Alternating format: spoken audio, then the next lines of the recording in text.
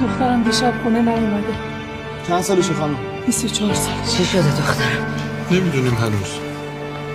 یعنی چی که نمیدونی؟ پریروز از خونه رفت بیرون، گوشش خاموش شد، دیگه بیخبری. بچه‌مو پیدا کنی. بچه‌مو بهم برگردون. نمیدونم مادری یا نه، ولی اگه مادری خودتو یه لحظه بذار جای ما. فقط فکر کن بچه‌ت صبح صبحونه بخوره بره، دیگه هیچ وقت برنگرده. ما از تمام مردم شهر، از هر کسی که داره این ویدیو رو میبینه تقاضا داریم که برای پیدا کردن دخترمون به ما کمک کنیم. شما خودت بچه داری؟ اگه بچه داری جون بچت روز و شبمون میذاریم براش. خودم کمک میکنه، حق به حقدار میرسه. میگیریمش، باید بگیریم.